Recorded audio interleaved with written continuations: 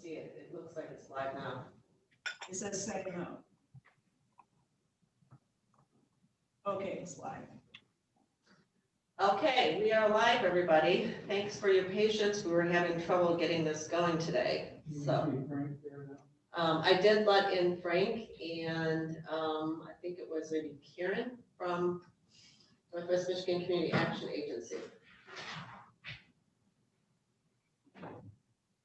Yep, Karen and Sarah Hughes as well.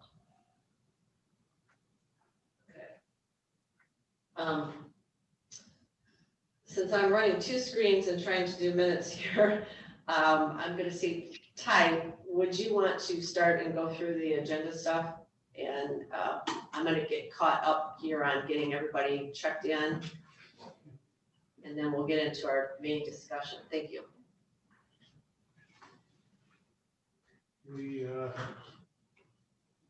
have a proposed agenda with the first item being Yarrow and Karen.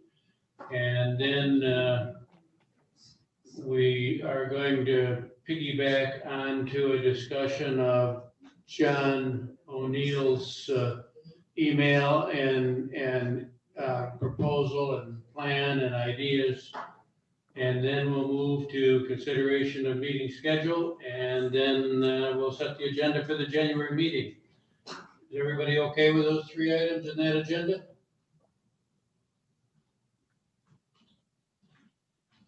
Okay, here. I think that, yes, I think that's a yes from everybody, and we'll start out then with public comments. And if you have public comments, please call 231-256-8109. 256-8109.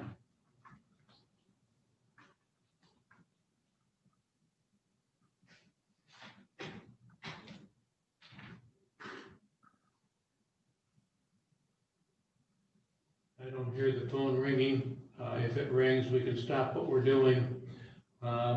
You ready? Yes. I think we're ready to take a look at the minutes.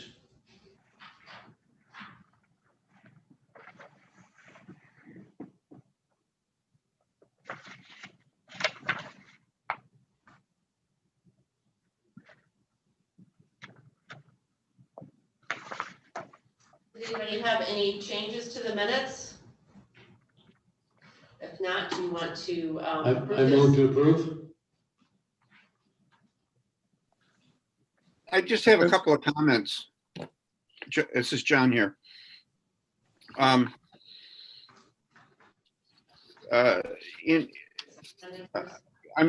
wondering if there's some way to shorten the minutes and still preserve the essence of what we're John, doing. before you do that, we need a second to the motion. Sorry, I'll second it. Okay, discussion.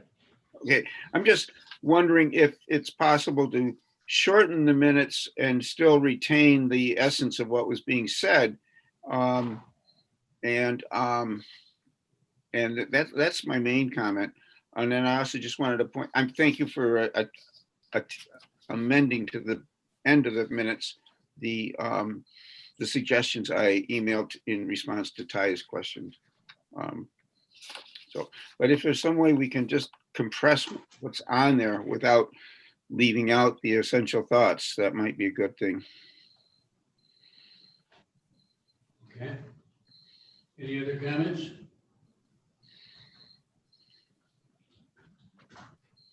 Okay, everybody. I have a comment. Yes. I appreciated the detail of the minutes since I missed the first half hour. And so I found out what really happened.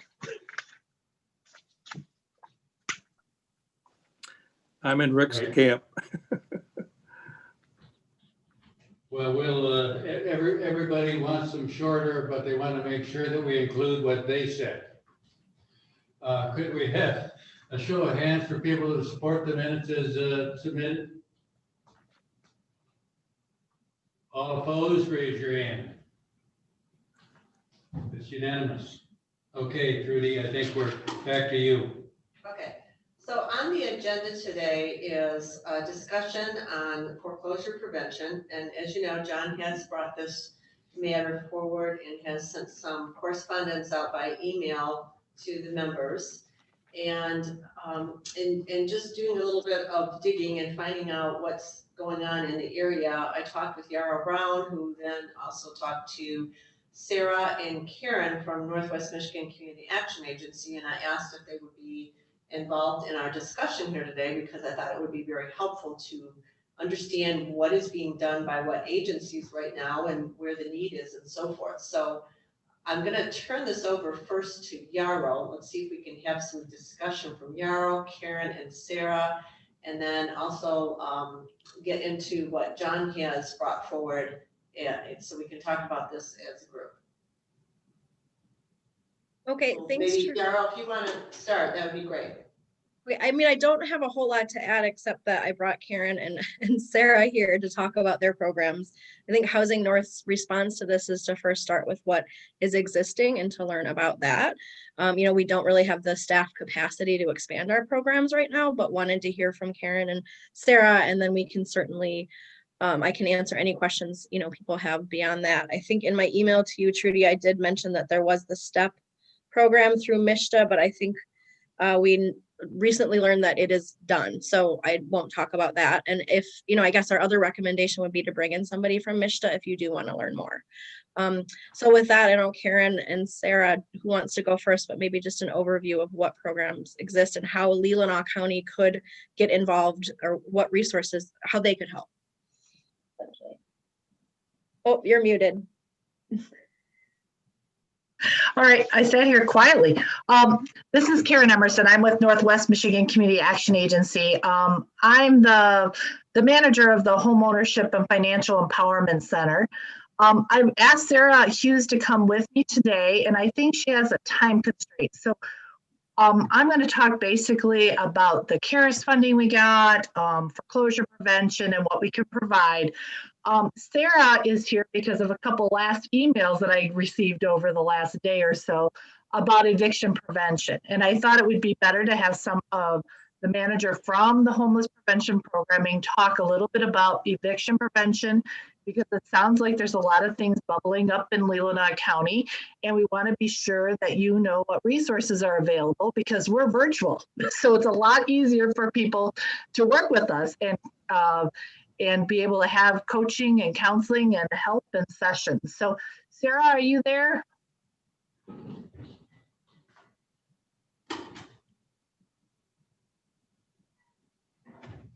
I know she had a time constraint, and it sounds since we got on a little bit late. So Sarah? Well, you know what? I'll pitch it. I'll go along, and if somebody sees her pop in, we'll definitely have her talk. So what I'm going to start is with the current foreclosure prevention counseling. You mentioned MISTA and you mentioned the STEP program. At Northwest Michigan Community Action Agency, those of you that may not know, we are a 10-county nonprofit.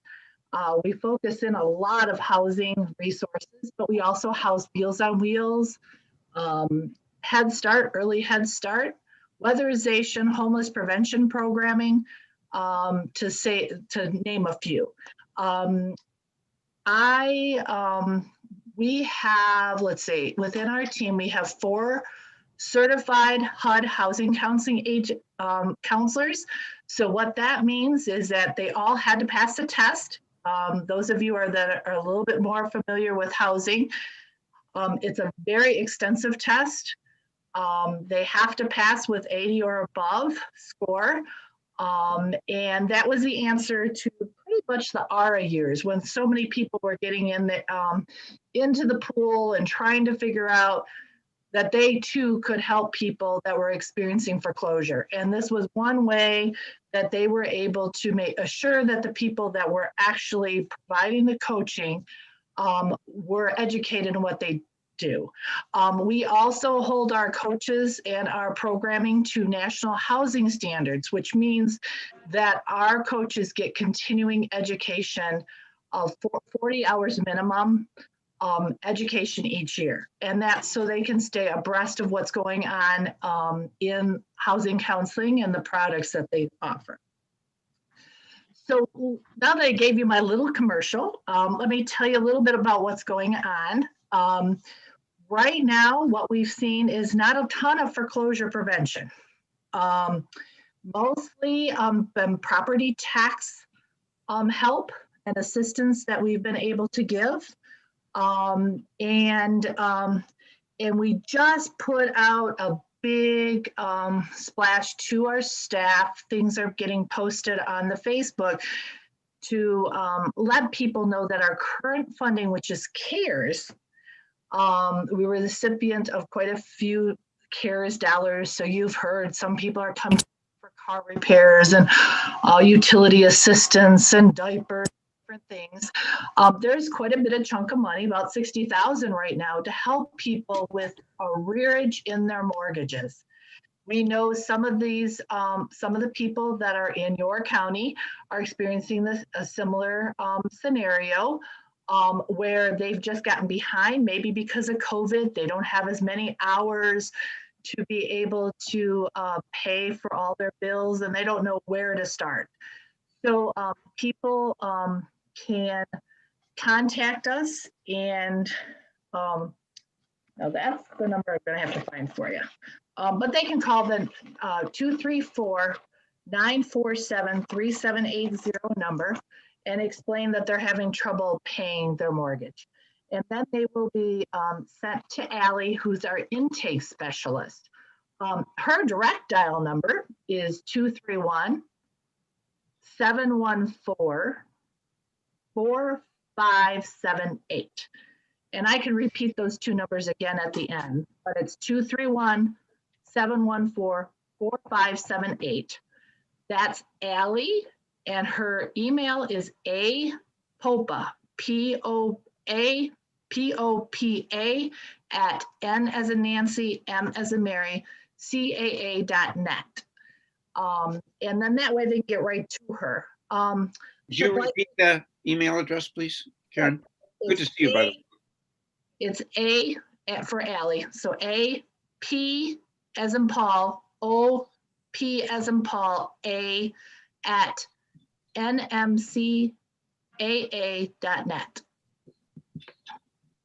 And she'll actually take their information about what's going on.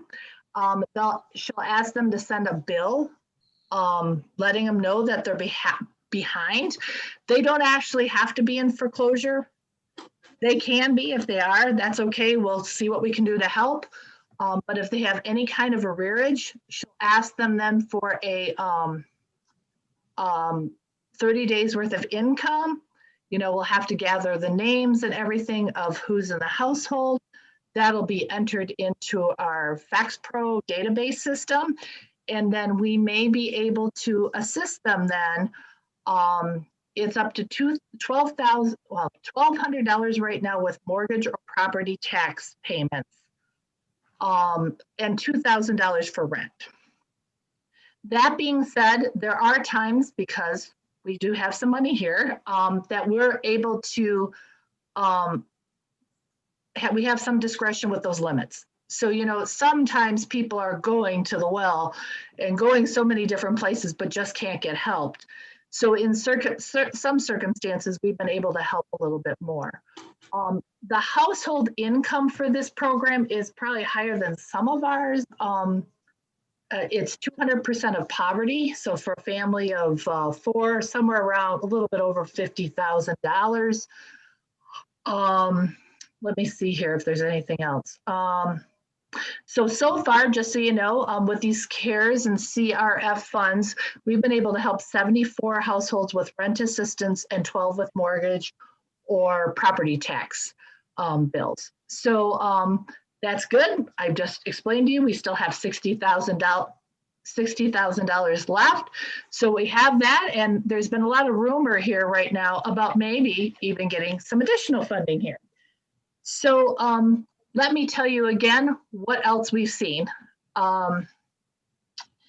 We have seen, because the government back loans like the Freddie, Fannie, FHA, USDA, and VA loans,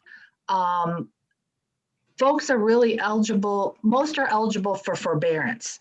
So because they're all kind of working together and trying to keep some of the rules and programming the same, we haven't seen what we did back in the ARA years, where everybody was losing homes and all the stuff that was going on. So they've had more success in working with their workout plans, with their servicers. And I asked, well, what do you see like with some of the smaller banks, if they're not government owned? They tend to be kind of doing some of the similar things, trying to work things out.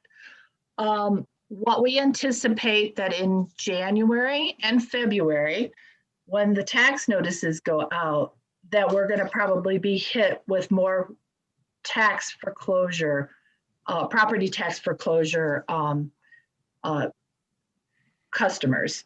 And then there's, by December 31st, this is supposed to be lifted with the servicers, but there's a lot of rumors that the banks have been coming together with a plan to continue this based on what they're seeing through a pandemic.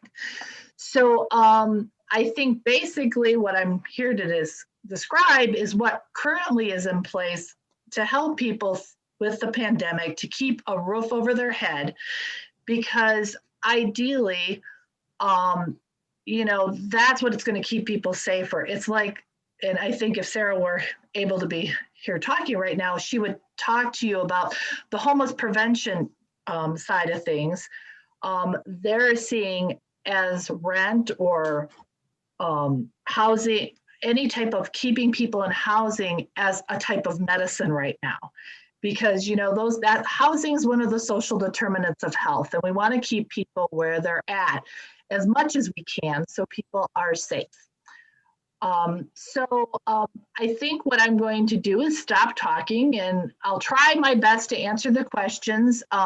Sarah, I tried to text Sarah on the side because I think she had another emergency come up. You can always dial the 947 number for homeless prevention. And they'll be able to refer you then to the 800 number. I wanted to give you that directly, but if I can find it before I get off the call, I'll definitely get it to you.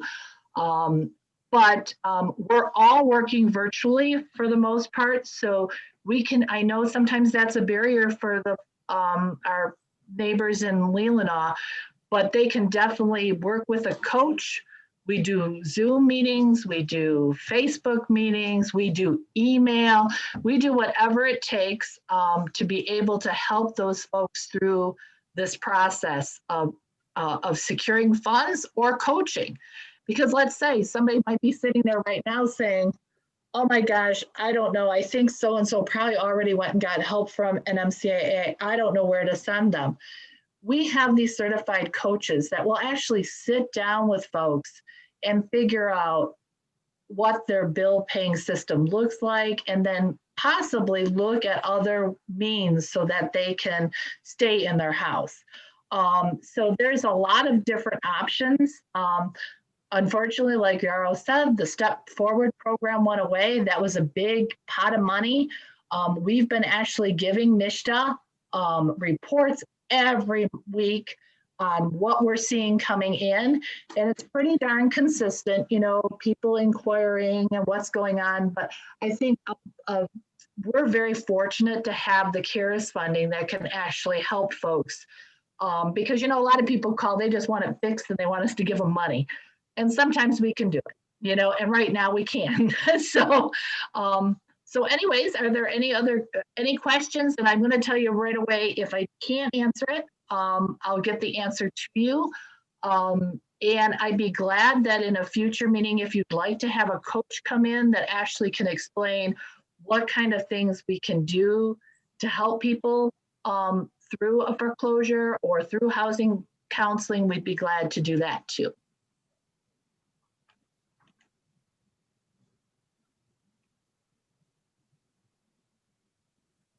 Thanks, Karen. You're welcome. Is Sarah online, or you said she had an emergency or something? So I'm seeing her still on our screen. That's why I'm asking. Yeah, I see her too, but I haven't seen her reach out to me. She said, oh, it looks like they're having trouble with the call, but I don't know if I can stick around if it doesn't come up soon. So I'm sorry. She must have had an emergency. Dealing with folks that are sitting on the street, it's a little bit bigger of a hot button right then and there. Yeah, yeah. Well, thank you.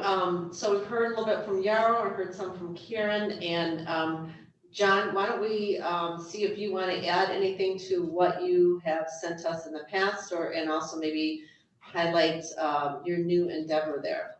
I was going to wait, Trudy, to see if anyone else was going to ask some questions. Karen, good to see you. Okay. Karen was a really wonderful board member who really helped mentor me when I started out as the director of the Benzie Housing Council. And I learned a huge amount from you, Karen. Thank you very much. Did I get the, is January 1st the date for the Fannie Mae and Freddie Mac and federal mortgages forbearance programs to expire? It's actually December 31st. Yeah, right Okay. then. Okay. So But it's not- as we're speaking here, there's a national meeting I'm missing, so they may be giving us like the temperature check. So if I find out something soon, I can send it back to this group so you know. Okay, I'm assuming you have a list of resources that you can share with us that we can use as referrals for people in the area who are in need. Is that true? Okay. When you help someone with their rent or their arrearages in mortgages or taxes, do you look at their larger situation and say, how are you going to address what we see as this problem? Uh-huh. You do? Yep, we do forecasting. We prepare a budget. Budgeting is like the foundation of everything we do here. So we do sit down and look at their financial outlook. The CARES money, though, compared to some of the other ones, we are actually able to just help them keep that roof over their head first. And then we encourage them just to continue that relationship with us, because undoubtedly, if maybe they lost their job or something else is going on through COVID, then we want to be sure that we're looking at them holistically in the long term. But, I think you're probably familiar with some of our programs. It's like, well, how are you going to take care of that next month if they say, well, geez, I don't know. Sometimes we'll say, well, you've got to sit down and do this coaching. With this program, there's a little bit more leniency, because I think they think that some folks just are in this spot merely because we're in a pandemic, Okay. So there's fewer strings necessarily, it's Right. fewer hurdles. I think so, yeah. Because right now it's to keep people in shelter or to get people in shelter, depending on what the funding is. Okay. I think those are my main questions. This is reassuring because I spoke to Chris Brady a couple of years ago, and she said she was down to 1/2 time foreclosure prevention person. And it sounds like you're shifting people around. Is that correct? Well, it kind of ebbs and flows. Back in those days, we'd gotten through all foreclosure, all the step forward money was spent. Unfortunately, over the years, and some of you may have known, I had one coach pass away. I had another one retire. And now that happened with just this last year. And now I have 4 very versed coaches, 2 real veterans that have been on the team. And what we find as a housing counseling agency, John, is that we've had, at one time in the heyday, there were probably 150 housing counseling agencies through the state of Michigan. As of last year, there were about 50. And now there's about 75% of those actually have certified housing counselors there in their house, just because it is a tough test. And some people, I think, choose not to pursue that. So, yep, you're exactly right. When we really swing to what the gap in the services are, and, home ownership has always been still, going strong. Okay. Through anything we do. So that's a little different for our area compared to some of the other areas in the state. So Okay, thank you. Thank you. you're welcome. The plan I cooked up with some people I used to work with, who are very knowledgeable and experienced in helping qualify people for mortgages, and just what's entailed in terms of coaching people along. Also details in terms of how financing works, is basically this, that we would work with people who were in the spot where they were unable to work out a modification with their bank after the moratorium expires. These would be homeowners who have a mortgage. They're unable to work out a modification. They fall within a reasonable income bracket, maybe the 200%, maybe a little bit beyond that. But they have a fair amount of equity in their home, so that they are highly motivated to keep that home. And the idea was to, this would be a mission-driven endeavor. The idea would be to purchase the home for what's left on the mortgage, perhaps even negotiate a lower price with the bank on that. And with money that we would either raise or borrow at a more favorable rate, pay any financing that we would need to do to hold on to the ownership of the property. And meanwhile, at the very same time, sell it back to the family on land contract that, if possible, covers our costs, and has in it the ability for them to purchase the house back without asset stripping. They would lose a modest amount of assets to pay for the work that we would be doing, but the main purpose would be to help them stay in the home. Most of you received the business plan and the press release that I sent out. In looking, and it's quite clearly thought out. I have a frequently asked questions. I have the business plan itself, and then I have a lot of things that I've worked on here that I haven't shared with everyone. But I just looked at it and looked at my wife's health and my other obligations, and I'm simply not able to do a good job and do this myself as a mission-driven business at this point. So keep that in mind. I'll answer questions on the basic model, but at this point, I'm looking for either a group of people who will come in and take this on as a mission-driven effort, or partner with an existing nonprofit that is interested in doing this and helping them develop the program. So do people have questions or I do, John. It's Karen. I'm just curious. Is this based on another model? Because it sure sounds familiar. we did it at the Benzie Housing Council in 2008, I think it was. Yeah, it was 2008. And a family had $30,000 equity, and we purchased it for their outstanding mortgage and sold it back to them on it, sold it back to them on land contract for the cost of our financing. Now, we were not able to do that when the market dropped and so many people were underwater and so many people lost their jobs. So in this instance, first of all, the market, I think, is stronger. The underlying mortgages aren't funky like they used to be. They haven't been sliced and diced and pumped up as A-grade investments. There's a lot of demand for the real estate in our area because people want to move here. And we would choose people who have the likelihood and commitment to reestablish their income. So it would be designed to be successful. what we saw in the last recession, which I believe really was a depression, was that a lot of people lost their homes and their equity.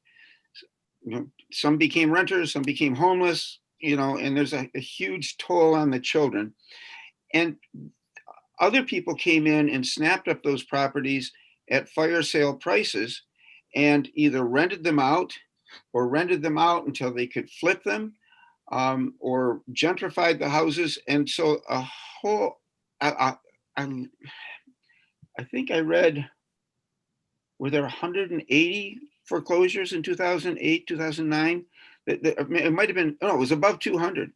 There were just a vast number of homes that were lost that were affordable before the recession hit. Now, granted, some people borrowed too much.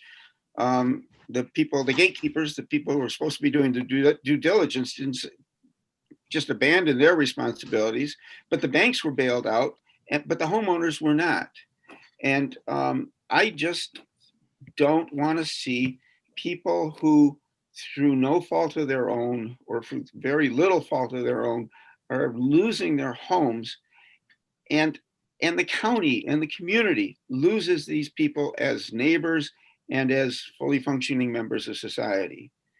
And I think this is a program that can work well if it has the solid enough foundation. And the reason I've stepped back from actually just jumping into it right now is because I don't have, presently, I'm not able to set that foundation so that, I can keep track of all the investor money, the mortgages, all the details that go with it. And it is a labor intensive effort.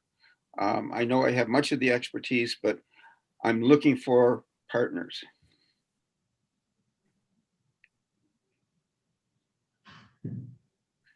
Karen and Yarrow, one way that, and anyone else, one way that you could be helpful in this, if first of all, Karen, do you see this as a viable model? Well, what I was thinking of is NMCAA is part of the NeighborWorks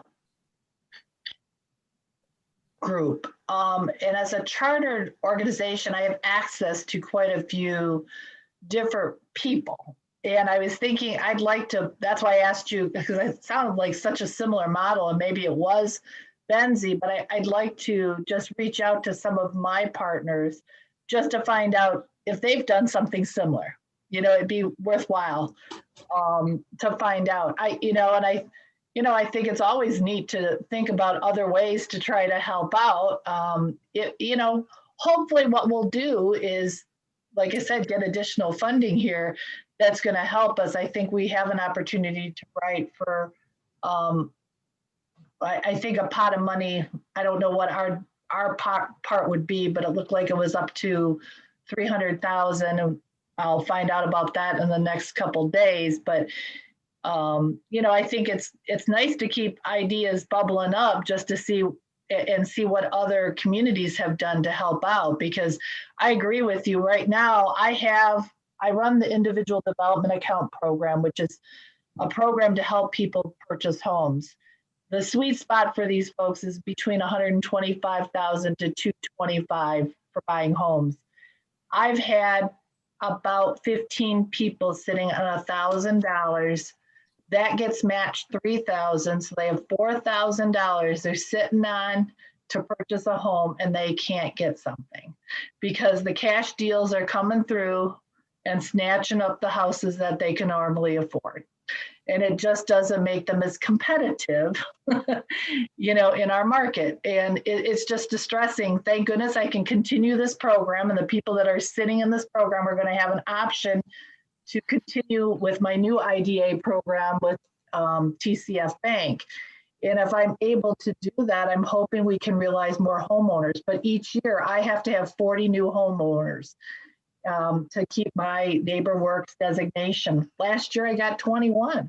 And that's only because these folks could not find housing. So John, what you said, basically, that's what happens with our housing stock right now. We've had more people coming from the East and West Coast and purchasing homes here because they're working virtually.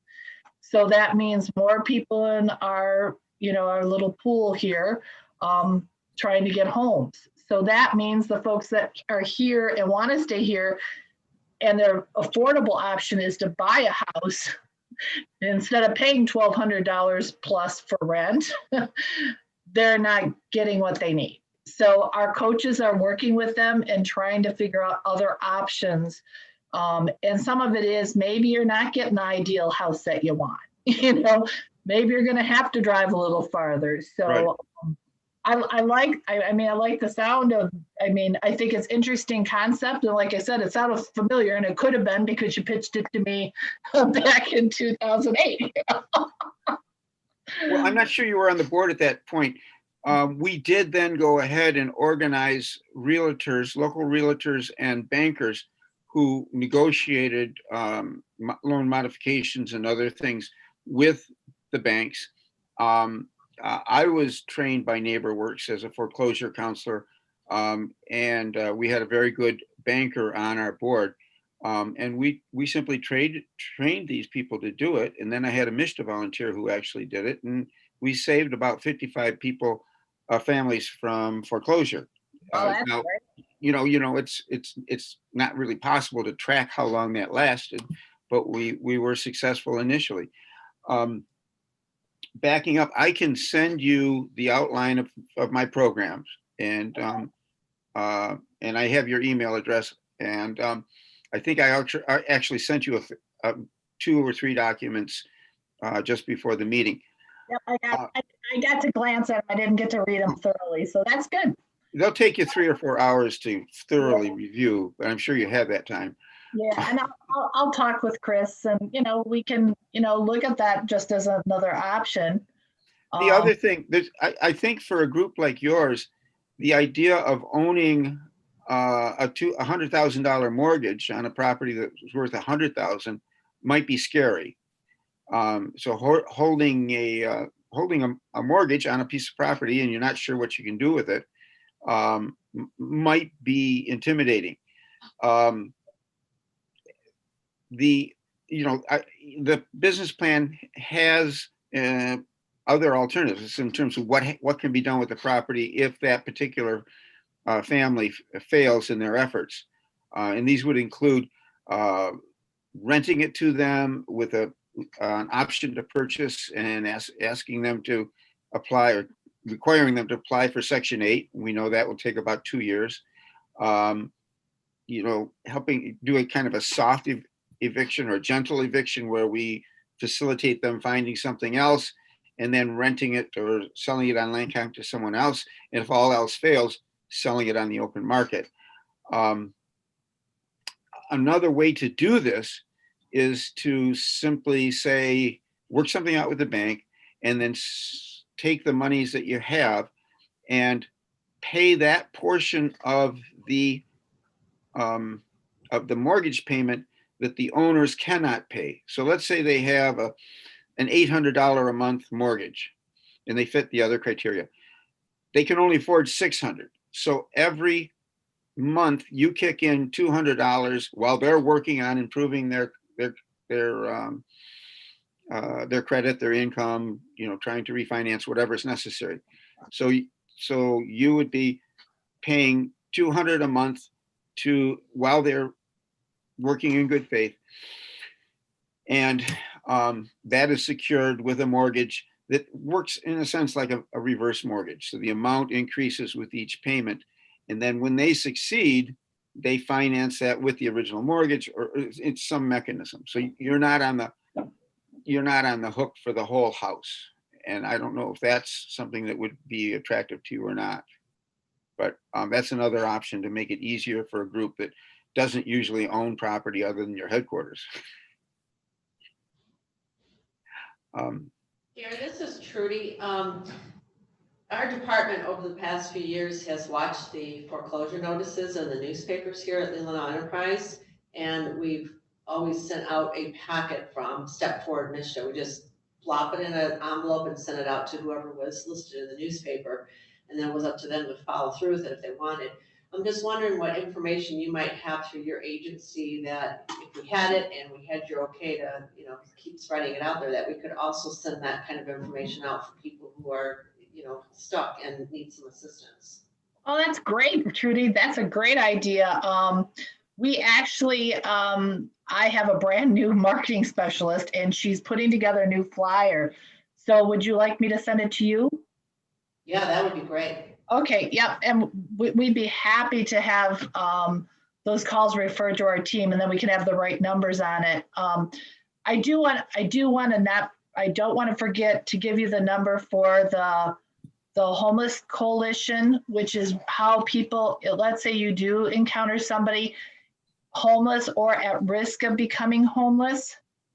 That team also includes the eviction diversion program, which is pretty awesome to basically keep people, as long as they have a notice to quit there or a 7-day notice, they can get some additional help through our homeless prevention team. That number is 1-844-900-0500.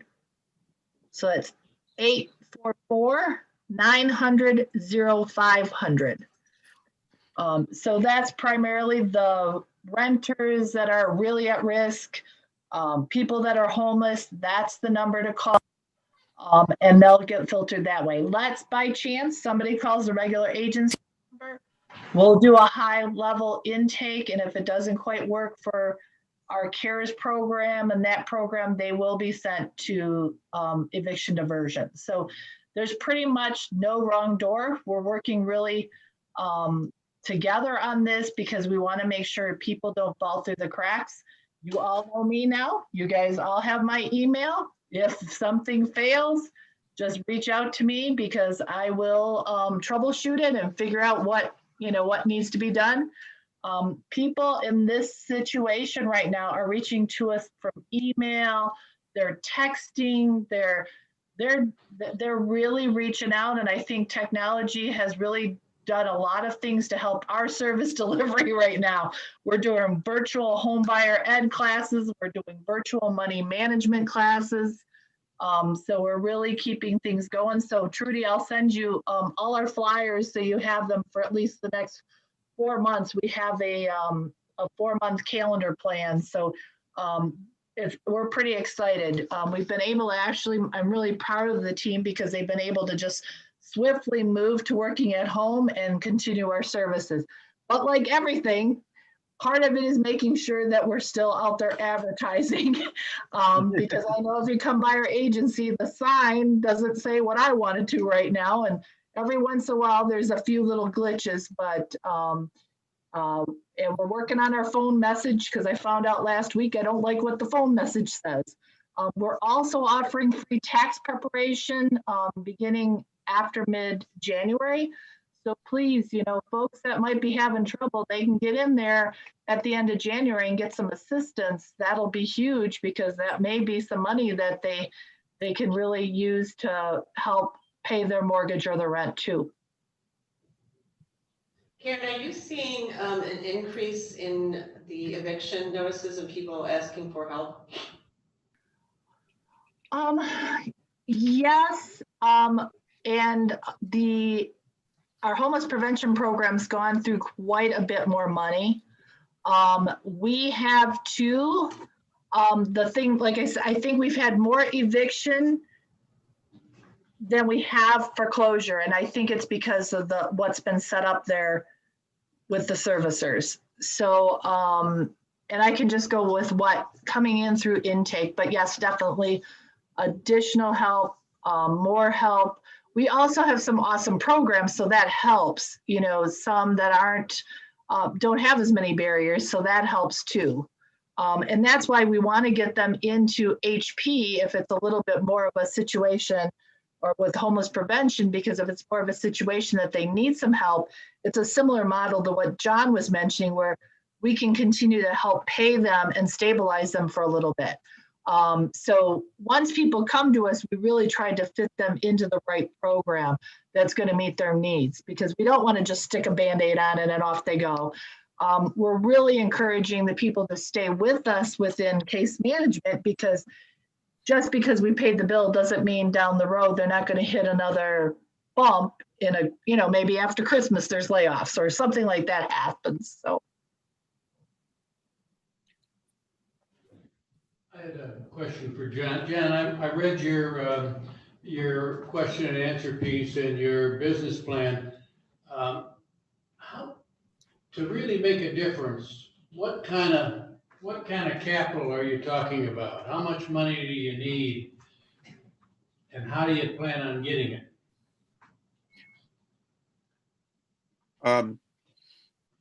Assuming that we use the model that's out right there without too much of a modification.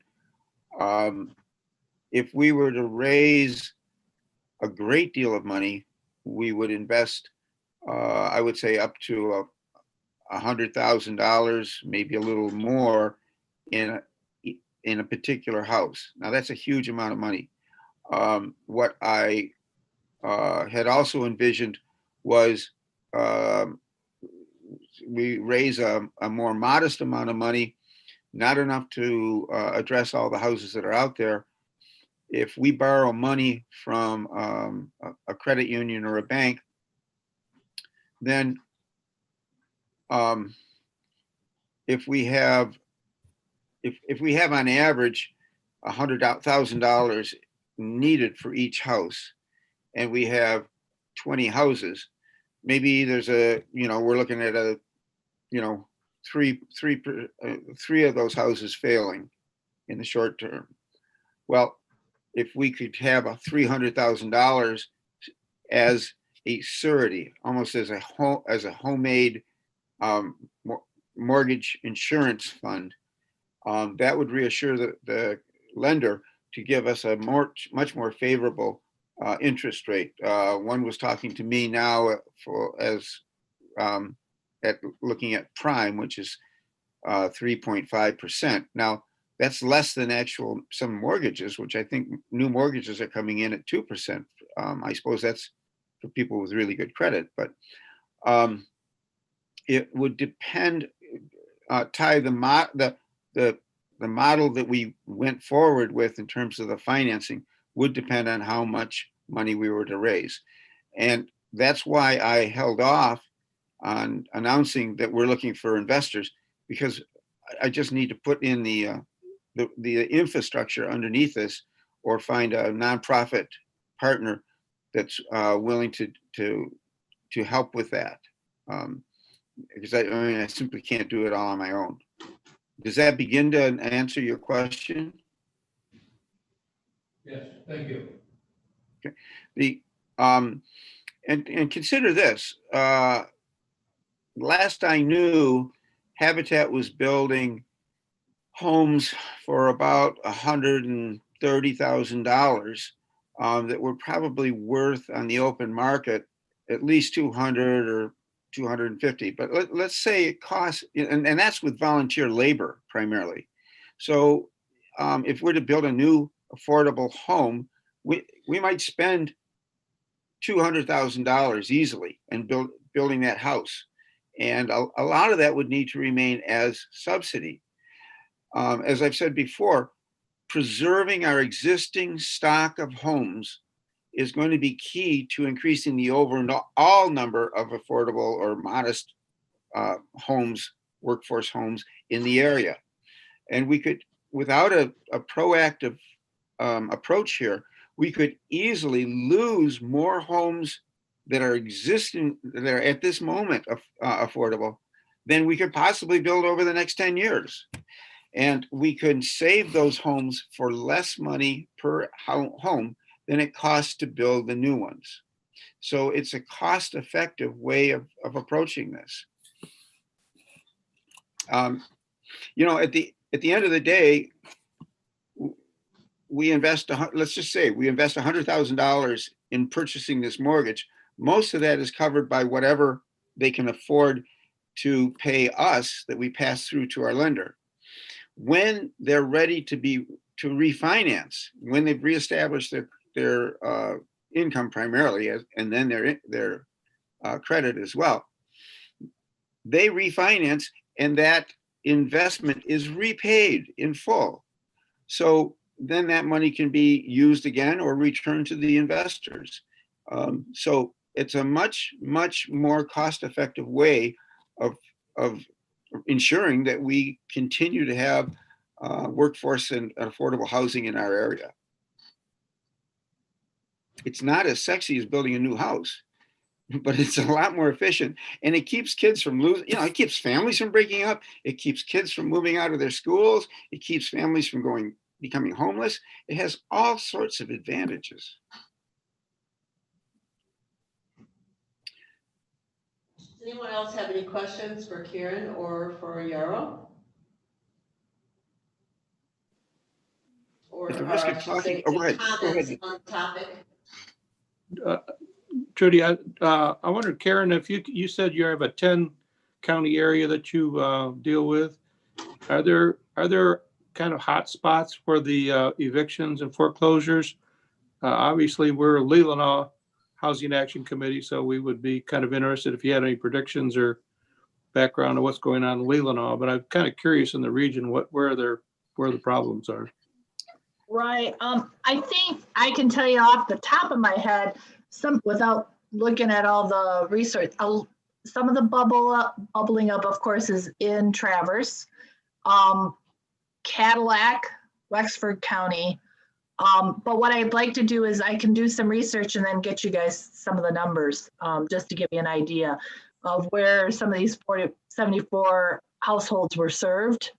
I think, it's usually kind of scattered, and I'd like to get the numbers from homeless prevention too, just to let you know. Because I know in 1 month they assisted over 50 people just in that one program. So I can get that for you, Frank, because I'm curious Thank too. You. Do you feel that, with things, perhaps if we're not as lucky to get the programs extended, that it's going to be a bigger problem throughout or in areas, or, I'm trying to look down the road a little bit. Yeah. I think, I'm always real hopeful. We can do a lot of things with coaching and helping people. We've already trained people for rental assistance, and mortgages, foreclosure prevention. But I think, on the bright side of things, hopefully we'll get some additional funding. Other than that, I think doing some of the deep dive coaching that we do, helping people learn, to live within the means that they have. Most of the time we hear, I don't know how to budget, but, our philosophy is shelter first. You've got to have a roof over your head, and this is what we're going to do. And then helping go through, like John had mentioned earlier, some of the community resources. A lot of the folks that are being affected right now may never have experienced this before. And I can tell you there was one fellow that reached out from Charlevoix County, and he was a volunteer firefighter, and he was a single dad with 2 small kids, and he never even heard about us and reached out and said, "Hey, can somebody help me?" And so we could look through what we could possibly help with. But some of these folks, then what we need to do is sit down with them, because they probably haven't done this with anybody like a coach before, and actually see where their money's going, and then help explain what resources, if they can get a bag of groceries for $50 once a week, that might actually free up $200 in their budget so they can pay for something else. Maybe they've never had to get on a budget plan before. So those are some of the things that I see that we can help with. And that's why I really encourage people to come to us, not only just to get help with that dollar and that immediate need and the money, but to actually sit down and look at their total finances. So I'm just thinking what we can do, as a group immediately. And I know the Leelanau Peninsula Economic Foundation is having a weekly call to businesses to inform them about the PPE and all the programs out there.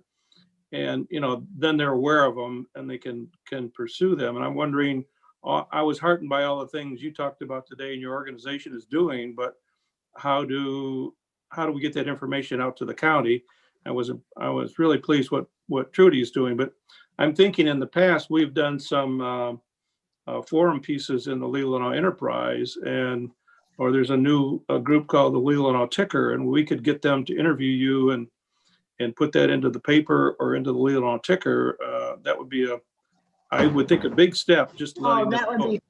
That would be very helpful. I'll tell you, to get the CARES funding and get the work out that we are funded, we get charged. And you guys might not think this is a lot, but when you're trying, I don't have a marketing budget really. I have to pull out stuff. It costs me $150 to get something for one day in the Ticker in Traverse City, or in, just to get it up there so it's popping up. It cost me $250 put an article in the Northern Express, cheap, papers that people can pick up for free. Those are some of the barriers. Is I feel like we have the best kept secret.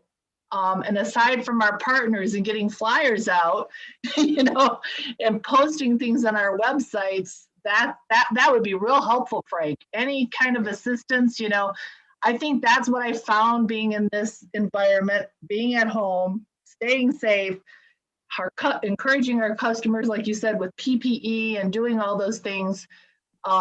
It's just so important for us to just think outside the box and think of other things that we could do together. I reached out when this first happened. I got a funding source from the Grand Traverse Regional Foundation. So that was able to match any CARES funding we got in. So we have that pot of money. I was able to get $5,000 from Harbor Springs Emmett Foundation. So those are all doable. I sent out, my team's actually responsible for our agency campaign. So we got that out. I got that campaign letter out. I also got the campaign. So, we're actively raising funds too that can be utilized in that way. So Frank, like when some of this other money dries out, maybe we can help. But the idea of getting the word out to Leelanau, I'd welcome anything that you guys can think of. We have MailChimp, we can send out texting, we can do a lot of things through our Salesforce system. There's just, we're game if you guys can think of it. I think, any businesses that we can get information up in their HR offices or their lunchrooms or whatever they might have, on their paychecks, little blurbs on paychecks. We can get all that stuff out, but we just need to know where and how. Great. Karen, this is Trudy. We have got a lot of methods that we've used over the past to get the word out on things such as this, and I'll be glad to work with you on that if I can contact you sometime this week. Well, that'd be perfect. Great. Good. And I'd like to have my marketing specialist on with us, because that'll be good information for her to learn about too. Good. This is Are there John. other questions? Oh, go ahead, John. Thank you. Frank, what was the name of the Leelanau County group that you were talking of? It's the Leelanau Peninsula Economic Foundation. Oh, okay. Okay, great. And do you know the number or how to contact it? I can get that to you, John. Yeah. Okay, appreciate it. Patricia Sosas Little is the chairperson of that Oh, group. okay. Okay, Yeah. great. No, I'll get it to you. Fantastic. I would just like to finish by saying I am not wedded to the idea of running this as a business. My primary concern is to help people save homes. And I'm really very willing to partner, Karen, with your group or another group that's willing to take this model or something similar to this model to really help boost the number of homes, of people's homes that we can save. And so everyone who's listening, please feel free to tell me how you can help, or suggestions for nonprofits that would be possibly interested in taking this up as an activity, because I know it has worked in the past, and I have a lot of thinking that I put into this that I'm happy to share. And it doesn't have, I mean, I organize it as a business, but it doesn't have to be a business, and it doesn't have to be my show. So that's it for now. Okay, are there any other members who have any questions or comments on this topic before we move on?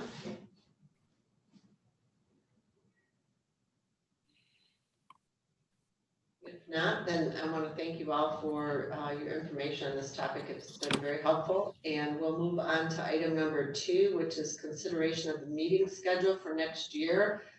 I would like to get this set. This is based on your suggestions from a prior meeting of meeting every other month instead of every month.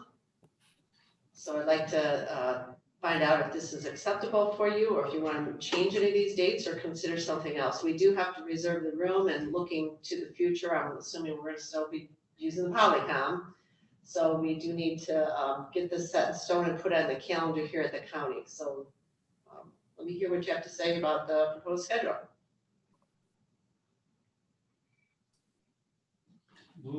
Sure. Excuse me. I think that's Melinda. Go ahead.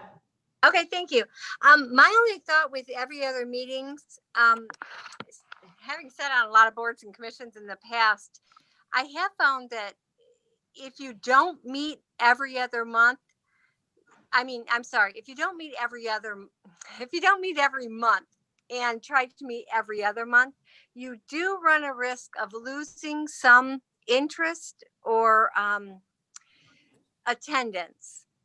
Because if someone has it on their calendar for every month, it tends to stay on your brain and stay on your mind, and you just seem to do a little bit better. But that being said, I'm not opposed to going every other month. But we could possibly, if you set it every other month, maybe just keep the day it should be a meeting as a tentative, just in case something does come up of interest or something actionable.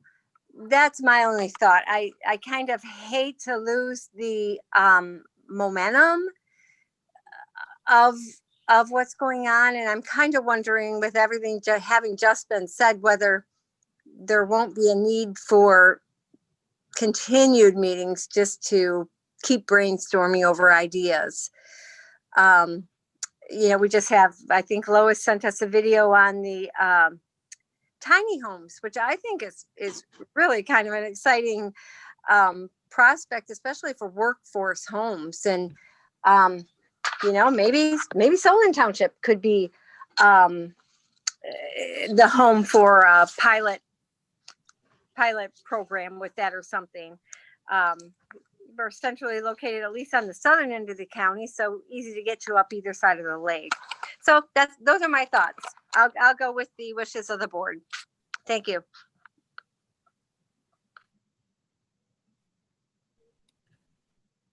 I'd like to just calendar the every other month meeting and then stay in touch with Housing North, because it seems like there are enough programs coming from Housing North that we could still be connected on this issue on a monthly basis or even more. Staying in touch with the township and villages where we live is always a good thing, which is what I intend to do. So I think I have plenty to do. If I have a reason to reach out to everybody, I can do that by email.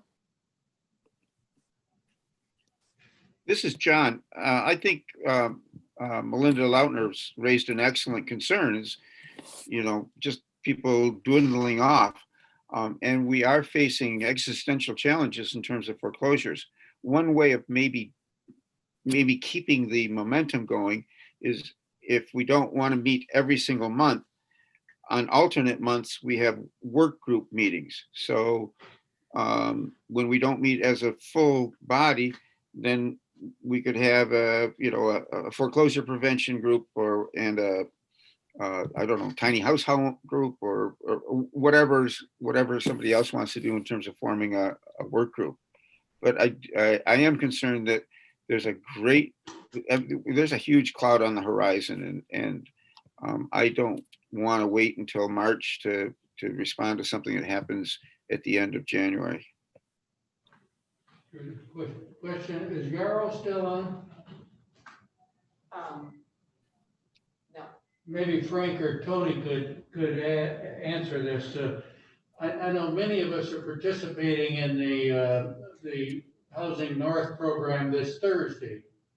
And I'm wondering if we have every other month meetings, then commit to be more active in attending the Housing North meetings to keep informed and alert to what's going on. Will there be Housing North programs throughout the year?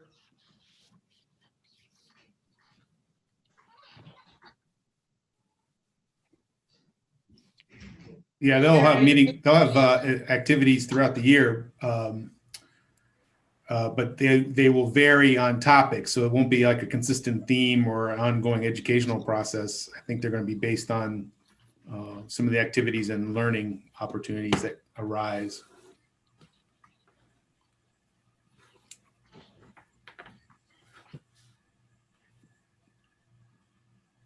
My thinking on it is some months we have a limited role, an only limited role, and I'd rather have us as committee members become informed by participating in some of the other meetings and then bring it back to our group and see how it might apply to what we're doing.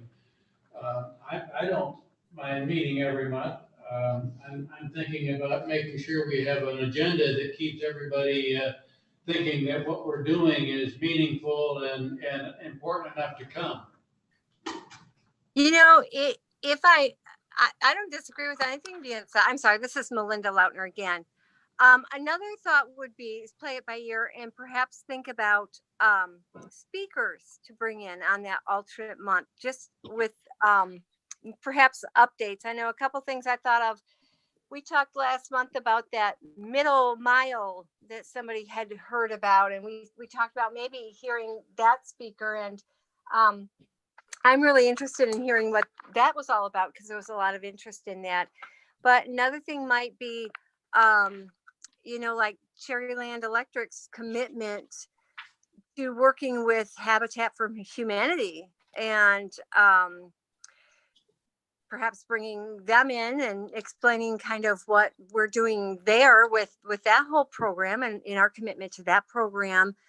And even our home audit person that could do a little brief thing on how you might even do your own home audit on your home for energy loss, etc.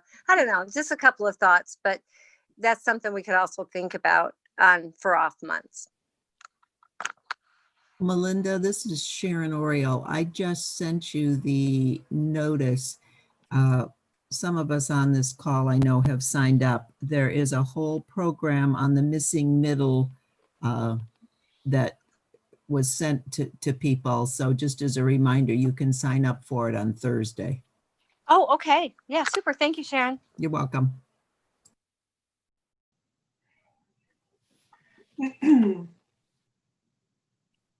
Another suggestion might be to reserve the calendar monthly. And if we need to cancel out meetings or change them to just a presentation or perhaps a training webinar that could even be opened up to the public if we have a speaker on a certain topic, maybe even something through Northwest Michigan Community Action Agency that we could try to host. That way we would have those times reserved, but we wouldn't necessarily be locked in. If there was nothing to act on, we could always cancel. I think that's a great idea. Okay. Yes. Could we have a motion then that you want to establish meetings every month? They may not be an actual meeting, like I just said, it may be a webinar or training or something, but that way we at least set these times, set the times up on the calendar. So moved.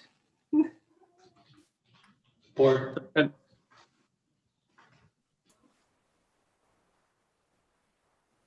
Okay, if you're in favor, would you raise your hand or say aye so we have it in the minutes? Okay, anyone opposed? All right, thank you. And item number 3 on the agenda, I put this down to set the agenda items for January meeting. Some of you will see that I will send an email out to you saying, what do you want on your agenda? So since we're getting to the end of the year here, we need to set up that January meeting. I'd like to know if there are certain things that you want to see for January, and that will help me start fashioning that agenda for you. I have one suggestion, Trudy. I would like to, those of us that go to that meeting on Thursday, I'm looking forward to learning a lot. And I think it'd be helpful to debrief and discuss what we learned at that program this Thursday at our January meeting and see what application there might be for Leelanau County. Okay.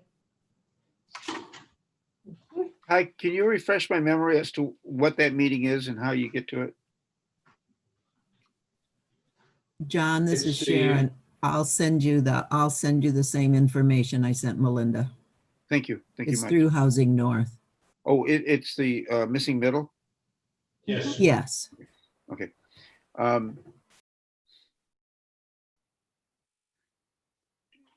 Trudy, do we, oh, you need to wait? Go ahead, I was just gonna ask for other ideas for the January meeting. That's right. Do we have a list of resources and links that people facing housing issues can go to on the county website and go to Northwest Michigan Community Action Agency, go to this group, go, apply it to Tony for an affordable apartment. Do we have anything like that, resources? We have some links, but they don't explain it real well. And actually, as I was listening to Karen talk today, that's something I'd like to discuss with her so that we could have a little more information on the website. People can see it and not just have a name of an agency, but maybe below it have a couple sentences of how they can help you. So Okay. someone looking for it can get on there and go, oh, here's the phone number I need to call. So I don't know if that needs to be on the agenda, but it's a great idea. I think, I'll put it down there for an update for you. Hopefully I can talk with Karen by then and we can come up with some kind of plan. I would like foreclosure to be on the agenda with the possibility of forming a work group on that.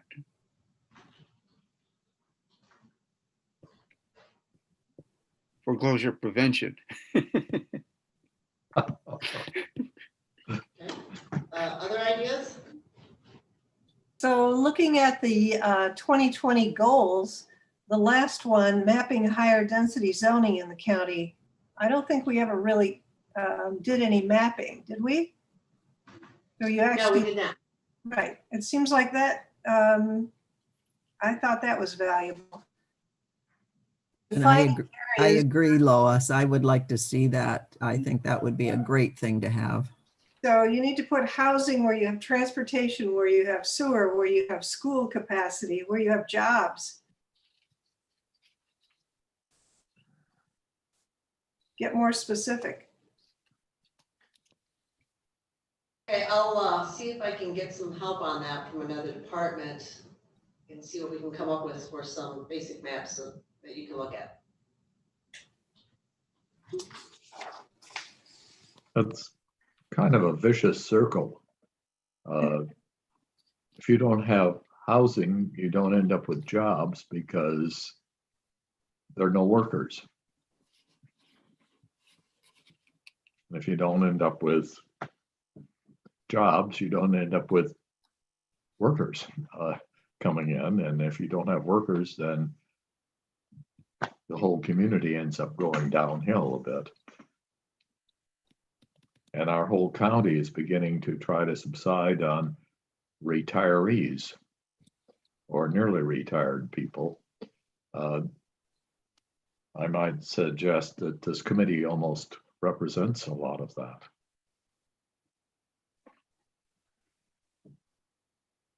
Well said.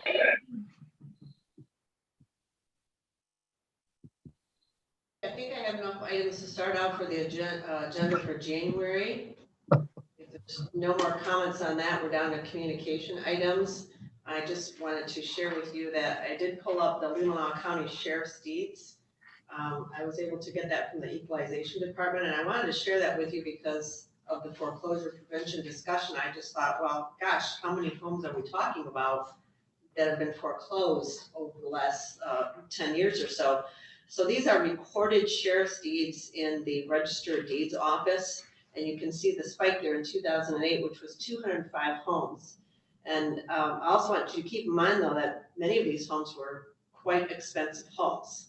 So it wasn't just the lower income or what we might consider affordable or workforce housing. There were people with some pretty pricey homes that lost them not only in 2008, but in other years as well. And you can see how this has gone down to a low of 6 homes in 6 properties in 2018, and then 10 in 2019. I don't know what we'll see in 2020. Just some information for you as we talk about this topic. Thank you, Trudy, for providing that. That was Well, good to have real data. Trudy, I was the going to graph, also, go ahead. the graph for 2019 looks like it might have ended in the middle of the year. Do you know if that's a full year? I think I'll have to go back and check on that. I don't recall. What I was going to add is I wanted to try to put some information together on the average value and what it ended up selling for, but the values are not there for all of the properties. So for instance, in one year, you might have half of the properties that showed a pre-foreclosure price and then the price that it was sold for, but then the rest of the homes only have properties only have what they sold for. So it wasn't clear data where I could give you some good numbers all the way through those. And then, so I just left it, but it was interesting. There were a lot of properties that sold for as much as what they were, what the value was, or even more. And many times when we think of foreclosures, we see them selling for less. So just some interesting information for you. If I can pull that data together, we can look at it at a future time. Yeah, this is Tony. There's no reason to expect anything's going to change in next year based on the last couple years, simply because the value of the properties are so high. And that's the big fundamental difference between 2008, 2009, 2010, when there was an actual lessening of the value of properties. So there's probably going to be a lot less foreclosure. People have any kind of financial interest in their own properties, they'll be able to work out a deal with the bank or help facilitate something that prevents it right before foreclosure. That doesn't mean you're not losing affordable units. I certainly understand with that, but I don't think you're going to see much more than 8 to 15 units go into foreclosure or something to that effect, because the value of the land is just too high. We're going to see this in several counties that are have it similar kind of positions along Lake Michigan. I hope you're right, Tony. Oh, I'd bet a lot of money on it. There's just too much value. I mean, the reason foreclosures happened, the banks weren't liquid before, and there was no buyer for anything, so things just sat there. There are buyers out there, and even if they're speculators, and because they know they can turn it and rent it if they have to, but for the most part, you're going to see minimal numbers go out. Get to that stage, I should say. There'll be distress, and people might have to move, and some intervention there might be warranted. But for the most part, you're not going to see land banks, for example, have a ton of properties in the near future. So we may see the difference here is that the sheriff's sale does not count short sales or distress sales of any form, and we may see some people saying, I'm moving to an oil field somewhere where I can feed my family, and they lose their equity in the deal, or at least that house is then lost as an affordable house in this county. That's right. Okay, public comments. If there's anyone listening that wants to make a public comment, the phone number to call is 231-256-8109. We'll give that a minute or two, and then we'll see if there's any closing comments from members.